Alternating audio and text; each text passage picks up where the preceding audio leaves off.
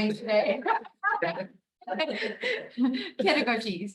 And we are so excited to have you here. I'm going to share in the chat. I will share Maxwell's email address because he's really willing to engage with you after this. But please send your questions as well in the chat while Maxwell's going through his presentation.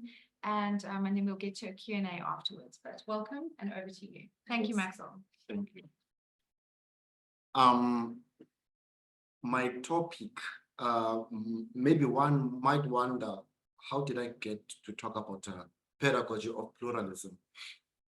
I went to France last year in May and June, and in a place called Lyon, they have an amazing conservatoire for arts.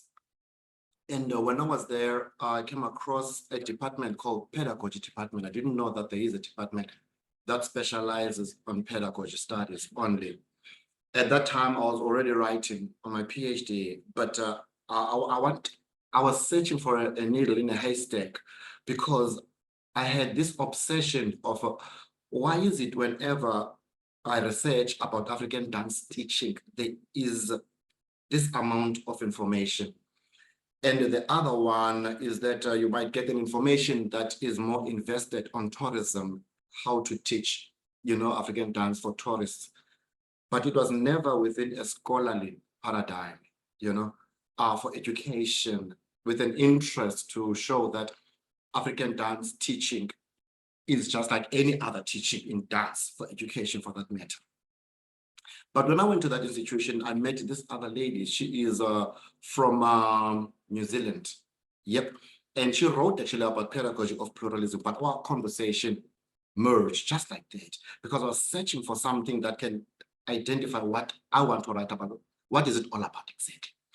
So pedagogy of pluralism, her approach was, which is another version, is that it is very fundamental, very important for teachers when they talk about indigenousness, indigeneity, that they put themselves in the middle of the mix. Teachers shouldn't isolate themselves and be on the other side of the wall, and students on the other side of the wall, whereby you talk about that dance and the teacher will just teach what he or she is reading about indigenous and going on to the field of maybe let's do the practical practice.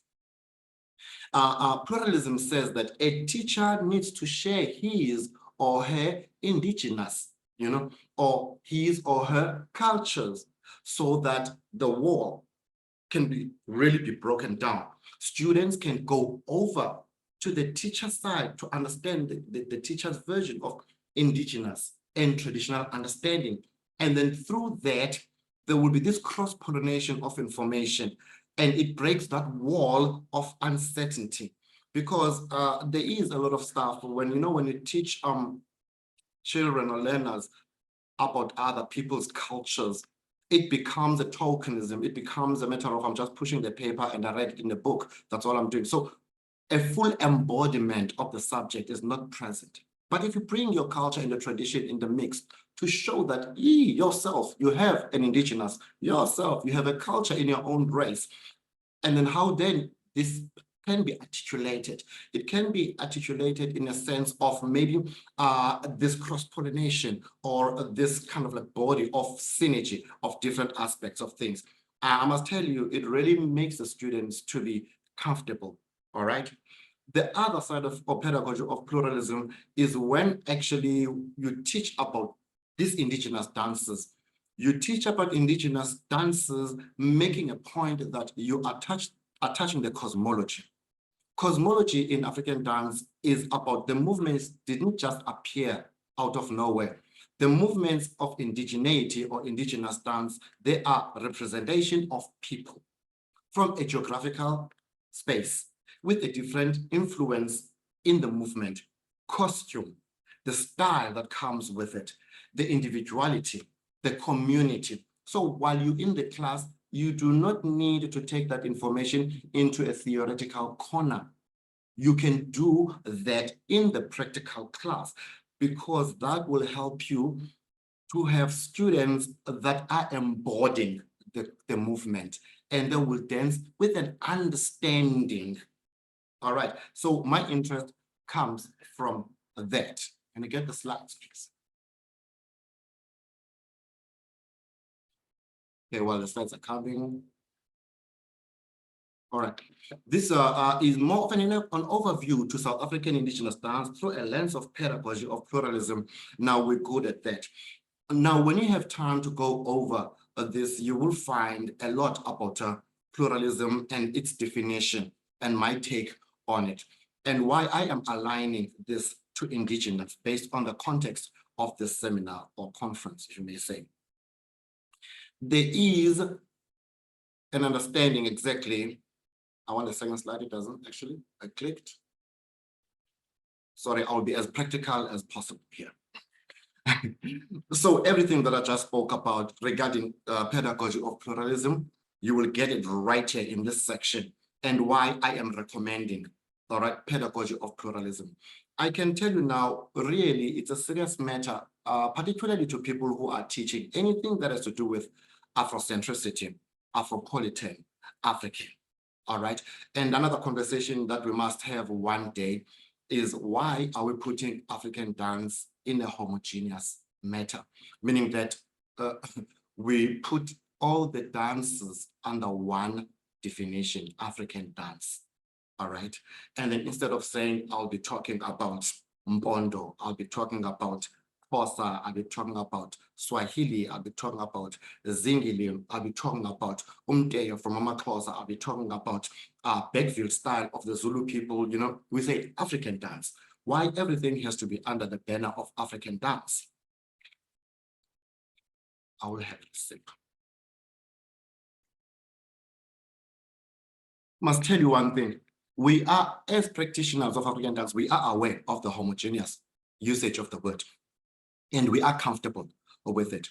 But within the Euro-American standards of looking at African dance, they always problematize that. And in my point of view, I always say that a Euro-American context of educational spree cannot tell me, who lives in South Africa, who is an African, how to write about myself. So that's another debate for another time, but keep those caps for conversation as well. But now, when we're going into a pedagogy of pluralism, there are questions at the end. What makes the dance meaningful? That shouldn't wait for theory class, right there in the class. Engage with the students while they are dancing. Pause while they're taking water, and then ask them, why do you think we are doing this dance? What is the dance about? Engage with students. It's a very healthy relationship to do it in class. You don't have to wait for the other side in theory. Engage with that. I always encourage teachers to have one of those boards in class with 4 wheels and a chalk, and then you write, so the students can be practical about understanding. It changes the class dynamics. It changes the class, how you approach the class. And I think all of us, we are so conditioned with the Euro-American way of teaching in such a way that we borrow a lot from that side across the Atlantic. We forget that we can have our own pedagogy, our way of teaching. Hence the pedagogy of pluralism. I really vouch for it that we should try it as practitioners, because it makes things practical in a class. You don't have to wait for theory and practical, but in a class right there. And it might actually speed up the process of understanding as well when it comes to physicality. The one other thing that I like about pedagogy of pluralism, particularly dealing with Indigenousness, is that most students, they understand on the spot, and you are kind of like covering the understanding of the movement, let alone the embodiment, the characterization that goes with the movement, the enrichment of the style itself, where it comes from. The practice happens right there. You don't have to wait. All right. Next one. All right. Now you look into, why is it important to talk about Indigenousness? I always have a challenge on this one. My own personal, challenge is that why is it so important that we talk about indigeneity or indigenous dance? Are we looking backwards in order to move forward? And the one thing I should share with you is that when teachers or people in Africa and South Africa looking at indigenous, they should stop thinking ancient. Think stopping it stagnant. Stop thinking that it doesn't evolve, it doesn't transform. Indigeneity changes shape. It is amoeboic. When you press it this side, it exists there. When you press it on the other side, it exists. It survives life. Couple of centuries, indigenous will still be existing, but it will be toppled in a different way. So when you teach about indigenous dance, you must teach it in a sense that you open new conversation of the 21st century in regards to the indigenous dance. Our children can start learning about their forefathers' dances, all right, from indigenous, and then how they have manifested themselves in the spaces of 21st century. So you need to keep your ears on the ground to look at who is doing what presently, artistically, under indigenous, when it comes to dance as a creative pathway. All right. So I've talked some few items there. I said, yes, indigenous dance used to be known that we use it for commemorating social gatherings. All right. And then I said, passage of season and the ceremony of commemorating the victory in a war. I wrote the rural on purpose, that in the urban, it's this much. Celebrating a new installation of a new chief, rural. We don't have chiefs in the urban areas. Celebrate a wedding, rural and urban, it fits. Celebrate harvesting, that's rural. Rites of passage, that's rural and urban, it exists. Celebrate life and remembering the usage, the using social dance, rural and urban, both exist. Now, I'm putting rural and urban so that I'm sharing with you that indigenous practice mostly, it's more popular and it fairly changed or transformed in the rural areas. But since people in the early 60s try and migrated out of the rural areas to come to urban spaces, indigenousness transformed and changed to survive in those geographical spaces. Amalgamation of other cultures happened. The issue of borrowing from other cultures happened. So one have to challenge the issue of its original, the issue of its authentic. In my point of view, authenticity doesn't exist. Because when people start to think about authenticity in culture and tradition, that's where you start to box our cultures and traditions like a museum. It's not a museum practice. It evolves, it transforms, it lives in the present spaces.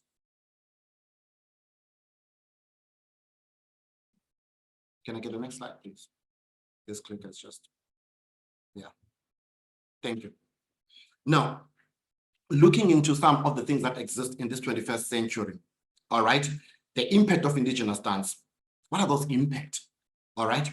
Yes, we understand the fact that education took a toll. We all understand that. We jump into the wagon of education. I am saying these things because they are not things that we are all not familiar. We are familiar with the influences that took place in Africa and particularly in South Africa to narrow our conversation. Indigenous, remember that. Education took place. When we talk about education, most of the time, we had to talk about African education. One might ask, what is then an African education? What was it? What is it? What it will be, all right? But in this part, education, we talk about the popular one, which is Euro-American standards of education, all right? Whereby we have studies about European history, European dances, European music. It's only now the winds of change, actually 20 years ago, that we start now to visit African education in a sense of what have we left behind. Hence, I think indigenous existed because of such changes as well. It is new. And then now the education that our children are learning mostly is education from outside that is brought within. But little do we know that kind of an education is the one that is suppressing our children. It really activates colonialism at large. Hence, we're talking today about decolonization. And I'm thankful that actually University of Cape Town students started with Rhodes Must Fall, all right, and the curriculum changed and to decolonize it. There was a reason for that act. There was a reason for such a protest because students were tired of not seeing themselves, not seeing their scholars, not seeing themselves in the corridors of academia. They understand Beethoven like nobody's business. They understand Mozart in music like nobody's business. They understand ballet like nobody's business. They understand Shakespeare like nobody's business. Why can't we talk about Mbongeni Ngema? Why can't we talk about Gibson Kente? Why can't we talk about Mbatanga music, Ama Hotela Queens and all? Why can't we talk about the Zulu dance, Mpondo dance and all of that? Bring it back, put life into it. Yes, they are not documented as far as, all right? We all know that according to our history, it tells us Africa came late into writing. So it claims writing according to Western understanding what is writing pertain to. But we have been writing since the same people can write images, all right? So the education somehow, it really crossed, it locked ourselves that we were not superior. We always had to look out to get information. But we had our information, but it was suppressed. You can look at that maybe passively. More, you can look into the fact that even indigenousness at school, I doubt that it is mounted just like mathematics or science. I doubt that it is mounted like history. I doubt. It is one of those has been marginalized into a creative class. Hey, you're gonna learn indigenousness, indigenous dances, but it is not mounted to that paramount. Why is that? Don't worry, we are not alone in this. Even in America, it happens. African dance piggybanks on African studies. It's not alone.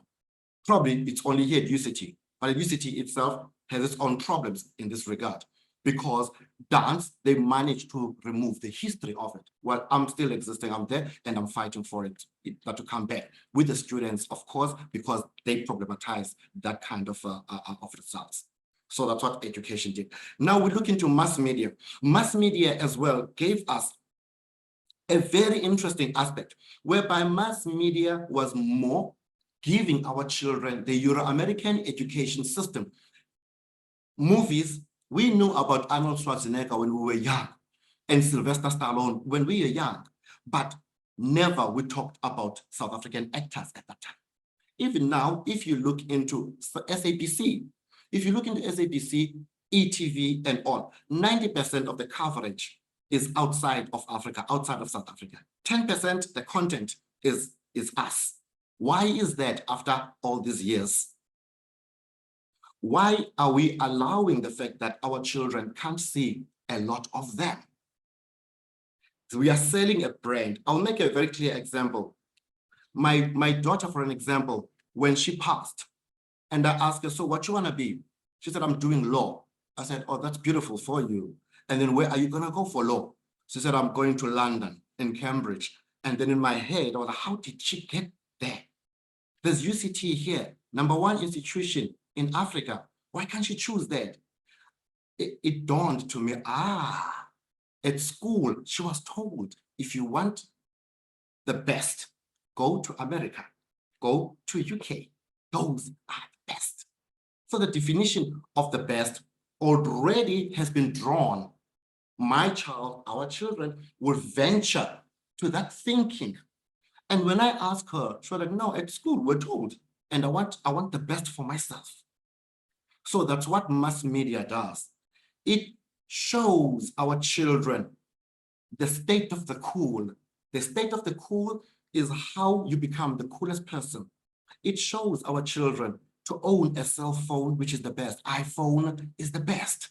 It shows our children wearing this kind of a garment. It makes you cool and you're globally affiliated.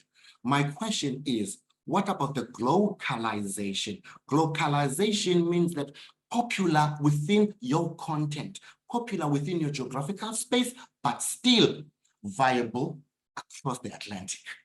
Not we all go and embrace the Atlantic side, and then when we look at ourselves, we undermine it.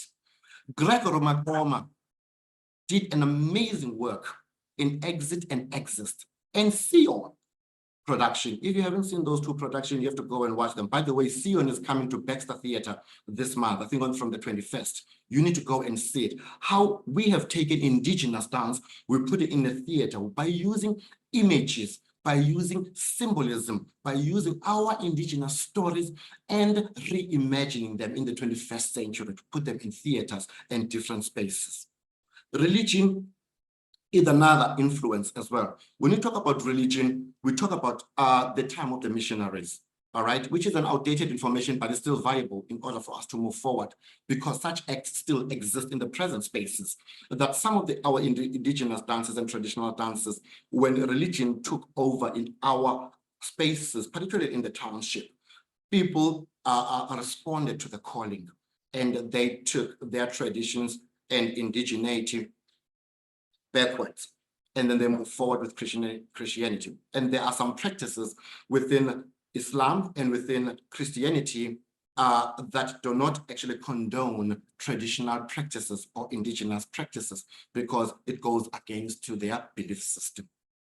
Urbanization is a very huge situation that we really have to put our heads into it. We live in an urbanized society. We no longer now looking like our parents. We don't cross from one space to the other village and we walk. We do not go to our garden to peel up the veg and we cook, which today we call it organic. We walk, we drink water from the river. We no longer have that. We are in a different world. We walk outside of our house, we get a taxi. We walk outside our house, we get a KFC takeaway. So everything changed. All right, we have to jump into it and survive.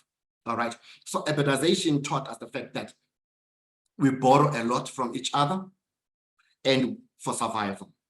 But a lot of our cultures and traditions, they get to be compromised. And we have to accept that. We have to accept that in order for it to survive as well. I'll give you an example. Since most Black people move from rural areas to urban spaces, our usage of costume changed as well. Our people don't dance bare feet. They wear Tommy deckies, but they put beadwork. Ladies do not dance topless in the urban spaces. They wear bras, but they put beads around it. They put head gears. So there is an issue of gender and sexualization that we have to look at when we present this art all of a sudden, because we are in a different space. In this space, it's a multiracial space. All right. So we're always transforming all of these things. All right. And it's very rare when you come to the urban spaces to find all the drums that you need to use. And they're very expensive. Unlike in the rural areas, they exist there. All right. And in the rural areas, they don't need a holiday to practice those dances. They do them whenever they want. In the urban areas, we are a working generation. Weekends are for that. Okay, so all of this, that's what urbanization did to our indigenous dance and cultures. Right, the next one, please. All right, we can jump this one, education, because I spoke about it. We can jump mass media because we talk about it. Cultural invasion. All right, cultural invasion is another situation. One might say cultural invasion, we can look at it in a negative way or in a positive way. All right. I don't know how many of you are familiar with Paulo Freire from Brazil. All right. When he wrote the Pedagogy of the Oppressed. All right. It's an old material, but it's funny because it is relevant now in the modern spaces as well. Paulo described cultural invasion of how the intrusion of alien, meaning that how we are more suffocated by other cultures. And through that, other cultures, they take our culture, they swamp our culture, meaning that you find yourself not to exist at all. I'll make an example. In Johannesburg, if you're not speaking isiZulu or isiSotho, forget it. Then what does it mean about the Shangaan people? What does it mean by Venda people who are in Joburg? What does it mean about AmaXhosa who live in Joburg? All right, so that goes into the definition of transculturalism. Transculturalism is more about a popular culture that swallows all other small cultures. So indigenous might be about cultural invasion. Will indigenous fade as we pursue 2099 maybe? what will happen in 50 years to come? That's the situation. Can you go to the other slide, please? Can you skip this one? I'll talk about it when we have Q&A. All right, now let's skip this one as well. Thank you. Skip that one as well. Skip that one as well. Lovely. Now, the way I see it is that looking at pedagogy of pluralism and looking at indigenous, looking at teaching, I'm taking all of this, I'm putting in the pocket of urbanization. I'm talking township. Now, in the township, there is quite a lot of practice when it comes to indigenous and traditional dances. But we are allowing the fact that we transform it, we domesticate it, we let it reimagine, we let it evolve, because it is fundamental and important for our children to tell their stories now. And that is where I picked up that actually indigenous dance, our traditional dance, are catalysts to therapy.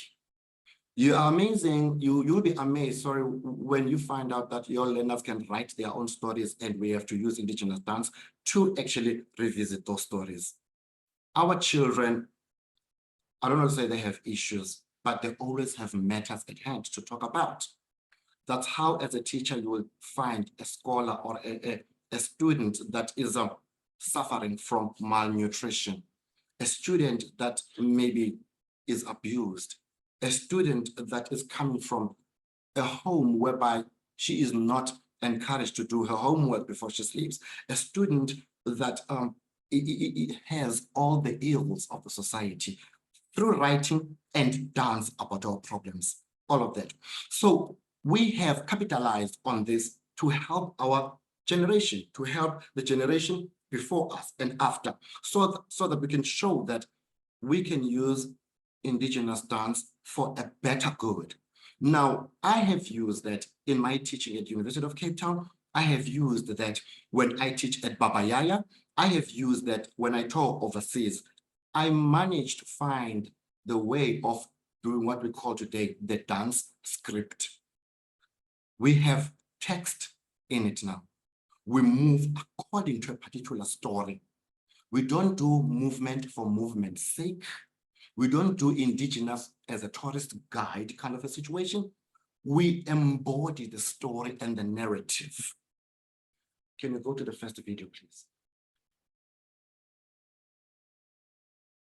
Volume, please.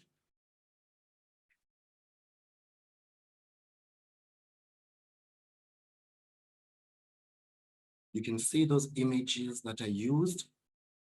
This story is about a township that I pass through it every time when I go home. I live in Mandalay. An evening before, it was raining, it was pouring.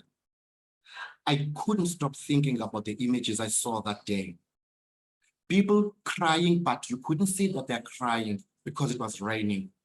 The piece was called Tears in the Rain.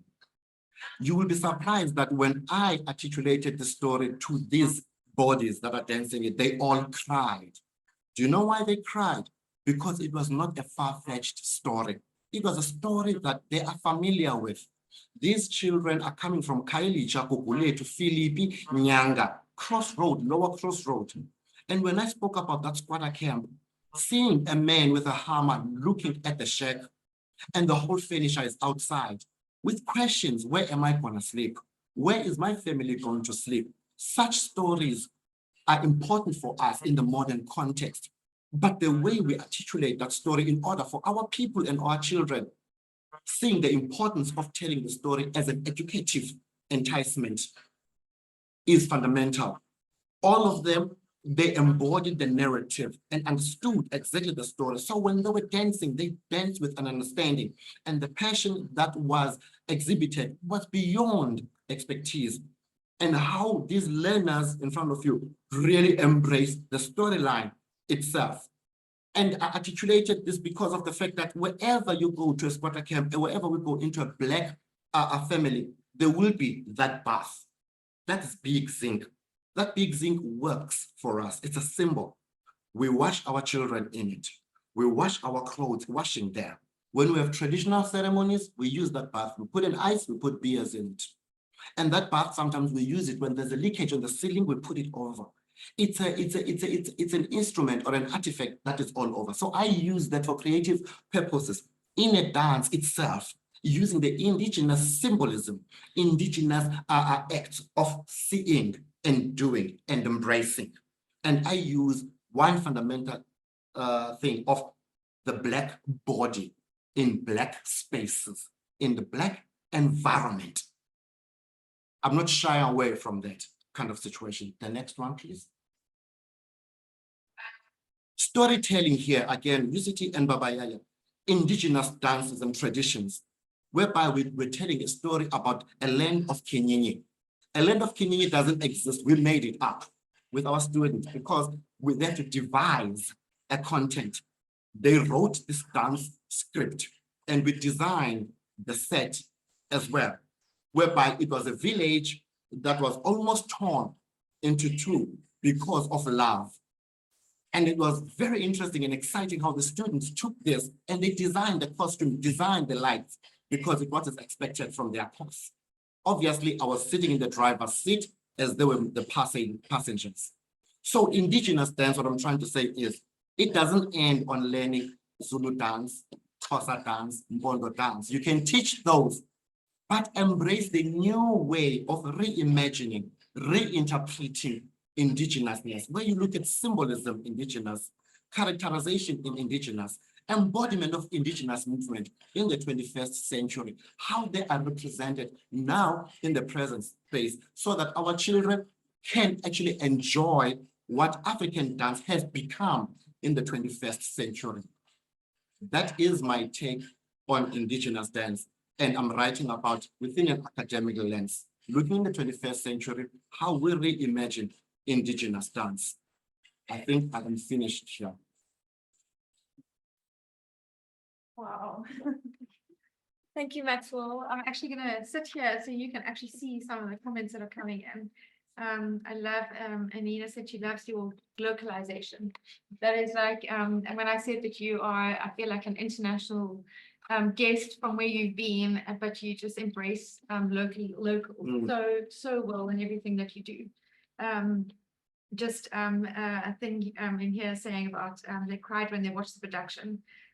When your synopsis comes alive, as you describe it and as you speak. When you were chatting earlier, you said if there's something you wanted to bring in the Q&A, was that something you wanted to chat about in one of your videos that you mentioned earlier? Yeah, no, it's just that there's something that I've found love in teaching dance. Yeah, I've been in, I don't want to say I've been institutionalized, but I've been working at the university for 22 years.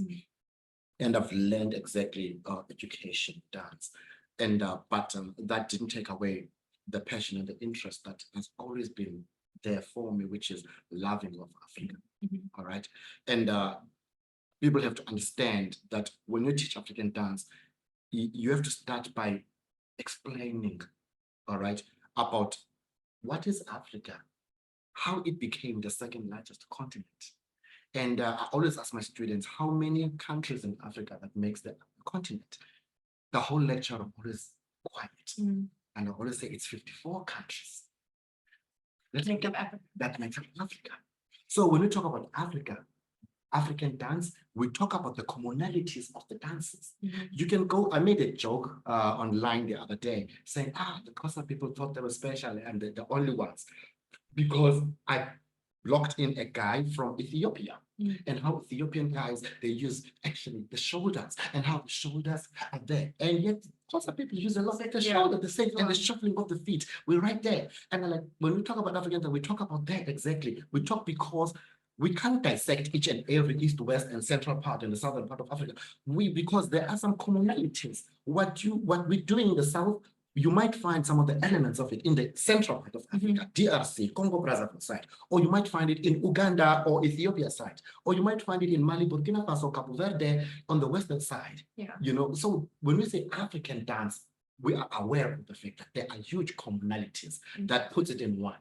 But Western people, they like to problematize that. And I always have a thing about that, that you can't problematize something that is not yours. Mm. You can't. No, and I think also when I was listening to you now, the one thing that I think you brought across so beautifully is the whole storytelling and the whole, when you said about Indigenous, that a lot about Africa is about our story behind who we are and what we do. Going back to when you're talking about the zinc in the house, that's an element of as you say, it's such a part of a family, but there's so many aspects to it, and every story has a Yes, it has something. You see that zinc, it actually stayed with me for a while. And when I started to mount that, and you know, when I was explaining the story to the students, I cried. Yeah. I cried because it's very rare within Black community to see a man cry. And that piece was called, it's still called The Tears in the Rain. Men cry when it's raining because of shame. I don't want to be seen crying, but he bursts out when it's raining, you know, because looking at the image, I don't know if I understand, you know, I call it blackology. My students always laugh about it, that we're not friends with banks. There is a generation that still takes money and hides it under the tapete or in between the mattress. You know, that's why actually Capitec is so popular. And then the marketing of Capitec did a great job because Capitec, the Black people. There's no money changing hands Yeah, for the Capitec. Yeah, Capitec, we trusted Capitec because the interest rate was kind of small. Every Black doesn't know Capitec because we can relate to Capitec. Yeah. So, but when these people have floods, they question the fact that I've lost my money because it's gone with the water. Furniture is gone, you know, and my family, and you find that the family can be dismantled because you have to send your children to the aunt on the other side while you're trying to fix the situation. While other people are praying for rain, for vegetation, and all of this, other people are praying not to rain because they know if rain comes, how it's going to affect them. Yeah, so that story, I took that story, you know, and I ran with it. You know, I'm writing a paper about it as well, that how important are our stories in the 21st century. And the funny part I can tell you is that such stories, they are revered overseas. But inside here, people love them, but they close them. Like it's, I love it and then they close the door next. But overseas, that's why then you get our beloved choreographers and dancers, they go overseas. I'll put the link in for Sion in the chat, and I was just looking at it now, and I'm just, as you were talking, I was thinking we're so ready to jump in when we hear of an international artist or an international somebody coming over. Let's go and see them, and yet we've got such incredible talent on our doorstep, and only once people embrace it and see it and then share that, and I mean word of mouth or whatever, it is just like we are as talented, if not more talented. Exactly, and we are respected overseas. Completely. I mean, I'll speak up with Greg for an example. Greg Makoma is respected overseas endlessly. He doesn't stay in the country for 1 month. A month, no.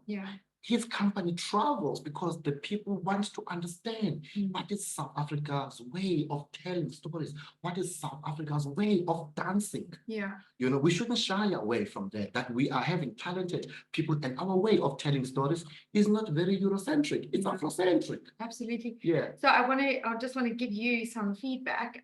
They're just some people saying thank you for placing focus on the importance of Africanism and the richness of African heritage and the value, but being overshadowed by Western influences, which is something that you did chat about earlier. You're just such an inspiration to me, Mr. Maxwell Rani, as a senior phase teacher in creative arts. So lots of lovely comments here. I'm going to post Maxwell's email address in here, and you're so welcome to engage with him online as well. I just want to remind you to go back to our main stage now at 12. And it's just been a delight having you. This is my second opportunity with Maxwell that I've been in this space with him, and I love listening to you. You really are so inspiring. Thank you very much. Okay.